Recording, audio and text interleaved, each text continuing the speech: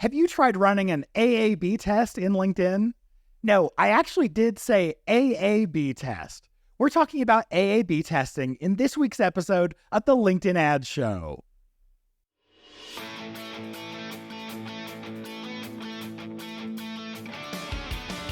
Welcome to the LinkedIn Ads Show. Here's your host, AJ Wilcox.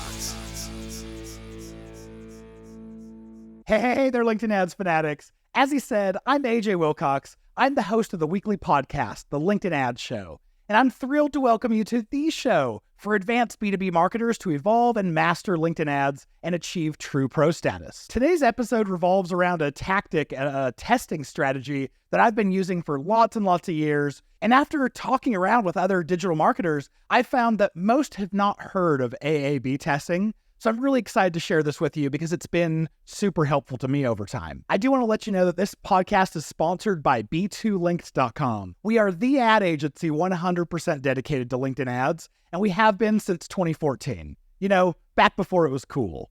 We've mastered the platform and have figured out how to get you the best traffic at the lowest costs, which on a platform like LinkedIn that charges a premium, this is the best way we've found to increase your return on investment. We've built reporting capabilities that even LinkedIn themselves can't provide, so we give our clients the very best insights. If that sounds good to you and you'd want to explore working together, schedule your free discovery call at b2linked.com/discovery. All right, there actually is some cool news this week. First of all, thought leader ads on LinkedIn are incredible, but one of the biggest challenges that we've had is that they have to be posts from a current employee of yours, which makes it kind of difficult if you want to use them for something like UGC or user-generated content or influencer marketing. Well, not anymore. As of April 1st of 2024, LinkedIn's going to give us the ability to promote posts from someone who is a non-employee. I was really excited to hear about that. I broke the news and the post got over 45,000 views in just a few days. So I was really excited. And obviously I can tell you guys are all excited about this too. Now, this isn't new, but I feel like I have to mention it. LinkedIn has a new program called Accelerate, and it's an AI-based campaign and ad creation.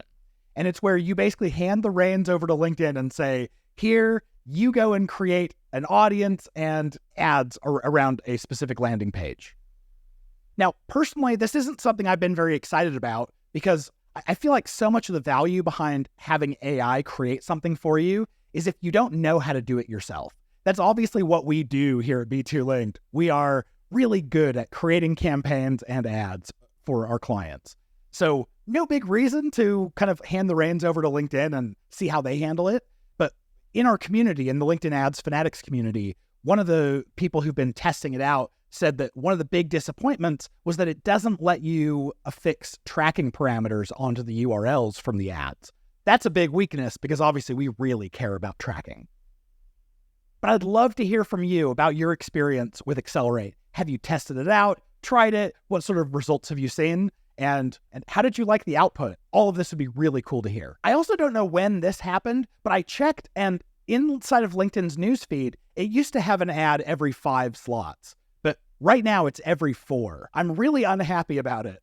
As an advertiser, you'd think I'd be excited since this would mean that we would have more impressions on our ads. But I'll also tell you, as an advertiser, I really want people to fall in love with the platform and want to come use it a lot and not be annoyed so that they'll come back and keep seeing our ads over and over. So anyone paying attention and know when this was rolled out, the move from an ad every 5 to every 4, I'd be really interested in hearing. It's also possible that I'm part of a limited test right now, but either way, I'm really not happy with it. I remember when Facebook moved from an ad every 5 to an ad every 4, and I personally knew several people who were like, I'm just not going to spend any time on Facebook anymore. This is ridiculous. It's more ads than it is content, it feels like. And I'd love to hear your opinions on this as well. I also want to feature a review that was left on Apple Podcasts. The heading said, one of the best podcasts out there. It reads, AJ's podcast is easily one of the best podcasts I listen to. Every episode is packed with actionable takeaways that you can implement right away. His episodes have the perfect amount of information that leave you feeling excited to test new strategies, hacks, or whatever he's talking about, but not too much that you feel overwhelmed. His podcast is for beginners and experts, and everyone in between. You can tell AJ puts a lot of time and thought into every episode and all the content he creates. He's always happy and willing to share new things that have worked for him and genuinely excited to hear others' wins and strategies. If you haven't already, go subscribe to his podcast because you're not going to want to miss a single episode. And then go sign up for his Fanatics community. Thanks, AJ. All right, so this review was left by AHY with a bunch of numbers. Now, AHY, I don't know who you are from your username, but a huge thank you for leaving such a kind review. I'm so glad that you've gotten so much out of the show. It warms my heart when I get to hear that the efforts that I'm making and that all of us here are putting into the show are making a difference in your performance and in your life. I was especially happy to hear that there's just enough information without overloading you. I do occasionally feel like I overload you guys as an audience, but there's so much that I want to share with you that I have up here in this head that I just need to get out. So I apologize if there's anyone out there who maybe you feel like you get drowned with information, but of course, we're trying really hard to make sure that it's a little bit more bite-sized. All right, so anyone, if you have a question, a review, or feedback for the show, message me on LinkedIn or email us at podcast@b2linked.com. You can attach a link to a voice recording from you, and I'll play them right here on the show. I'm happy to keep you anonymous or share your details as well and shout you out. So record yourself asking a question, commenting on something from a past episode, and I'll aim to include you right here in the show. And of course, I want to shout you out if you leave reviews for the show as well. So Apple Podcasts, by far the best place to do that. All right, with all that out of the way, let's hit it. This week, we're talking about running AAB tests. And although I do occasionally stutter, you didn't mishear me. I've been running AAB tests on LinkedIn for 10 plus years now. They've been extremely helpful for me in interpreting the results of my A/B tests. So what is an AAB test? It's pretty dang close to what it sounds like. Instead of an A/B test where you run 2 ads against each other with a slight variation, with an AAB test, you run 3 ads against each other where 2 of them are A's, they're identical, and your B is a single unique ad. Now, I know at this point you're asking, AJ, why in the world would you do that? Why would you go and launch an extra ad for no reason? Well, I assure you, there is a good reason. And that's because when you run an A/B test on LinkedIn, there are all kinds of challenges that get in your way. For instance, LinkedIn doesn't show your ads evenly, no matter what you do when you launch the ads. LinkedIn defaults to a setting called Optimize Your Ads for Performance, which means that whichever of your 2 ads has a better engagement rate, LinkedIn's going to favor it with more impressions and a lot more traffic, most likely. Now, there actually is an option to rotate your ads evenly, but in my opinion, it's a total misnomer. What it actually does is it enters both ads into the auction evenly, but the ad that has the lower engagement rate will naturally be assigned a lower relevancy score, which means when both are entered into the auction evenly, the one with the higher relevancy score, which would normally be entered into the auction most, is rotated evenly with the lower performing ad. But because the lower performing ad has a lower relevancy score, it loses more of those auctions. So you end up getting fewer impressions and less traffic. But when it does win the auction, it does so at a higher cost because it has a lower relevancy score. So you'll find that when you switch to this option of rotate your ads evenly, your costs will jump up and your impressions and traffic will drop. That's why I call this option the rotate evenly option, the charge me more and show me less button. Now, if that totally went over your head, I totally understand. You'll want to go listen to episode 108, all about the auction. That's where we go really deep into how relevancy score affects your ads being shown and clicked and all of that. You may also want to check out episode 36, that's a deep dive into A/B testing. Okay, so at this point, you might be stopping me and saying, AJ, didn't you know that LinkedIn has an A/B testing tool that you can use? And yes, I'm very well aware of it. You find this by going to test over in the left-hand navigation, and you create a test, and one of the options is A/B test. That being said, I don't recommend this because what it does when it creates a new test is it creates 2 brand new campaigns and puts a new ad into each one.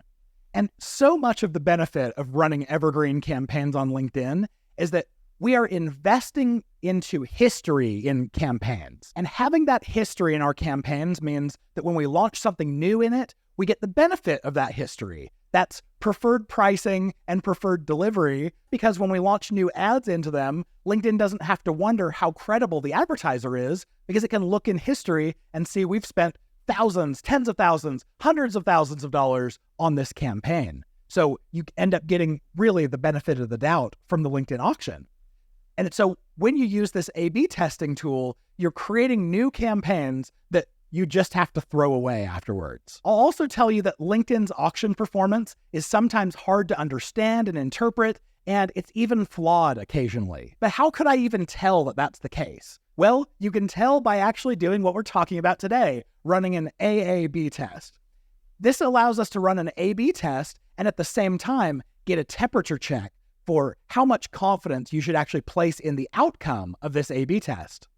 Now, this works because if your two A's in the test that are identical have vastly different performance, you can tell there's some irregularity in the test and you may not be able to trust it.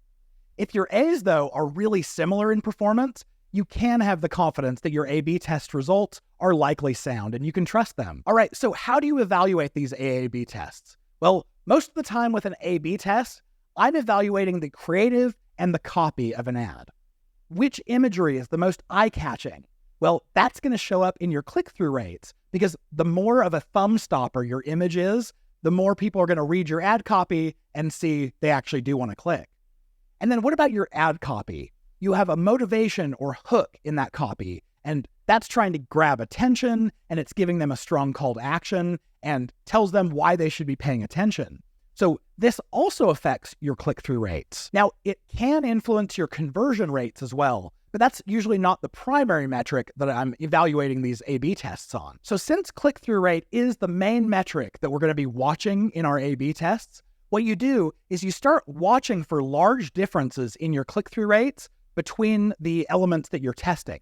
And after you've spent enough on the tests to have enough data and to make the results significant, that's when you get to compare between the two variants and make a judgment call about which of these is actually a better ad for your audience. Now, if you want to learn more about statistical significance, check out episode 57, where I had Chris Daly on the show, and we talked all about statistical significance, a word I obviously can't say. Now, from my experience on LinkedIn ads, I've found that very often in an A/B test, my click-through rates become significant after about $1,000 in spend across a test. But of course, this is just a rule of thumb, because this is going to totally depend on the performance of those ads. For instance, last week I was evaluating an A/B test for a client, and we had several $1,000s spent across an A/B test, and the difference between their click-through rates was next to nothing. One had a 0.78% click-through rate, and the other one had a 0.8%. So just 0.02 difference. So even though we'd spent like a lot of money, the results were still not significant. On the other hand, though, if your ads get click-through rates that are very different, like let's say one has a 0.6% and the other has a 0.9% CTR, you might achieve statistical significance after just a few $100s spent. Now, occasionally I get asked this question, well, if I launch an AAB test, won't LinkedIn realize that the two A's are identical and treat them the same? This is a really smart question, and the answer might surprise you. No, if you create the ads as direct sponsored content, which means unique ads that you've created within Campaign Manager, they're going to have different creative IDs on the back end, and so LinkedIn can't tell the difference, even though they're effectively the same. They have the same image, the same intro text, the same headline. LinkedIn's not going to notice that they're different. And honestly, LinkedIn doesn't even care if they're identical. You're not doing anything sneaky here. So if you sponsor existing ads rather than creating them from scratch in Campaign Manager, they actually will have the same creative ID on the back end, and LinkedIn will assume they are the same ad, because really they are. So it's important that when you run AAB tests, you're creating each of these ads from scratch in the same campaign, all within Campaign Manager. Now, I wanted to talk about AAB tests because this month, I actually ran an AAB test where the A's were so far apart, I actually threw the results of the A/B test clean out entirely, and I ended up starting from scratch a brand new test. What happened is the click-through rates of the A's were 0.3% and 0.78%. I mean, we're talking like worlds of differences here.